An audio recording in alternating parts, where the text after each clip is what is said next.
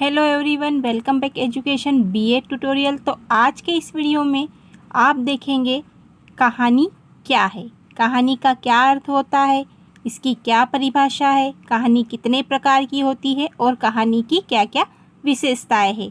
तो चलिए स्टार्ट करते हैं आज का वीडियो। चले हम देखते हैं कहानी क्या है। तो कहानी साहित्य की एक विधा है, एक ऐसी रचना है जिसके माध्यम से मनोरंजक ढंग से बालकों को शिक्षा उपलब्ध कराई जाती है। इससे सुनने से बच्चों को मनोरंजन होता है और साथ में शिक्षा भी मिलती है। हम प्राचीन काल से देखते आ रहे हैं कि जो हमारे दादा है, दादी है, नाना है, नानी है, वे हमें कहानी सुनाते आते हैं और हम उसे बड़े चाव से, बड़े मनोरंजक ढंग से सुनते हैं।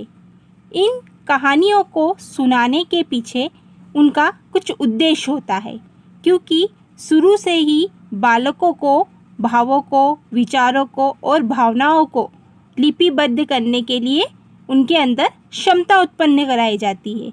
ये छोटी छोटी कौशल बचपन से ही बालकों के अंदर डाली जाती है, जिससे बच्चे को शिक्षा भी मिलती है और बच्चों का मनोरंजन भी होता है। तो ये है कहानी। कहानी का मुख्य उद्देश्य है शिक्षा, मनोरंजन के साथ उनमें नैतिक गुणों का विकास करना और किसी भी पाठ्य वस्तु को सरलता और आसानी से सिखाना कहानी का प्रमुख उद्देश्य होता है। आगे हम कहानी की कुछ परिभाषाएं देखते हैं। हमारे अलग अलग विद्वानों द्वारा कहानी को अलग अलग ढंग से परिभाषित किया गया है। सबसे पहले हम मुंशी प्रेमचंद्र जी के अनुसार देखते हैं। तो मुंशी प्रेमचंद्र जी को कहानीकार भी कहा जाता है। इन्होंने कहानी के संबंध में कहा है, कहानी एक ऐसी रचना है जिसमें जीवन के किसी एक भाग या मनोभाव को प्रदर्शित करना लेखक का उद्देश्य होता है। उसकी शैली, चरित्र और कथानक एक ही भाव को प्रकट करते हैं। यह होता है कहानी। आगे बढ़ते हैं, नेक्स्ट डेफिनेशन देखते हैं। अगली परिभाषा है चार्ल्स गेरेट के अनुसार। इन्होंने कहा है कि कहानी एक लघु वर्णनात्मक गद्य रचना है जिसमें वास्तविक जीवन को कलात्मक रूप में प्रस्तुत किया जाता है और कहानी का प्रमुख उद्देश्य मनोरंजन होता है। ये थी कहानी की परिभाषाएं। आगे बढ़ते हैं और देखते हैं कहानी के प्रकार। कहानी के कितने प्रकार होते हैं? तो कहानी कई प्रकार की होती है। पहली है वातावरण प्रधान कहानी, सेकंड है चरित्र प्रधान कहानी, थर्ड है सामाजिक कहानी, फोर्थ है ऐतिहासिक कहानी, फिफ्थ है मनोवैज्ञानिक कहानी, सिक्स्थ है मनोरंजक कहानी। आपने ईदगाह, पंच परमेश्वर, रानी दुर्गावती आदि कहानियाँ सुनी होगी। तो कहानी कई प्रकार की होती है। आगे बढ़ते हैं और देखते हैं कहानी की विशेषताएं। एक अच्छी कहानी में कौन कौन सी विशेषताएं होनी चाहिए? तो सबसे पहली विशेषता है, एक अच्छी कहानी की भाषा सरल होनी चाहिए।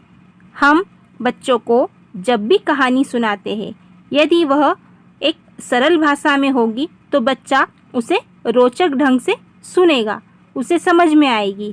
इसलिए भाषा हमेशा सरल होनी चाहिए। सेकेंड विशेषता है, कहानी हमेशा उद्देश्यपूर्ण, शिक्षाप्रद होनी चाहिए। कोई कहानी बच्चों को सुनाई जा रही है तो वह एक शिक्षा देने वाली और किसी न किसी उद्देश्य की पूर्ति करने वाली होनी चाहिए। अगली विशेषता है, अच्छी कहानी बालकों की मानसिक योग्यता के अनुरूप होनी चाहिए। यदि हम एक छोटे से बच्चे को बहादुरी की कहानी सुनाने जाएंगे तो वह उसे नहीं समझ पाएगा। इसलिए जब भी बच्चों को कहानी सुनाई जा रही है, उनकी मानसिक योग्यता, उनकी आयु को देखकर ही कहानी सुनानी चाहिए। छोटे बच्चे को परियों की कहानी, फिर बच्चा बड़ा हुआ तो उसे नैतिक कहानियाँ, इस प्रकार से बच्चों की मानसिक योग्यता देखकर कहानी सुनानी चाहिए। फिर अगली विशेषता है, एक अच्छी कहानी में जिज्ञासा की प्रवृत्ति होनी चाहिए। कहानी हमेशा इस तरह की हो कि बच्चा जिज्ञासु प्रवृत्ति का हो, उसे जानने की इच्छा हो कि अब कहानी में आगे क्या होने वाला है। फिर अगली विशेषता है, अच्छी कहानी का अंत हमेशा सुखांत होना चाहिए।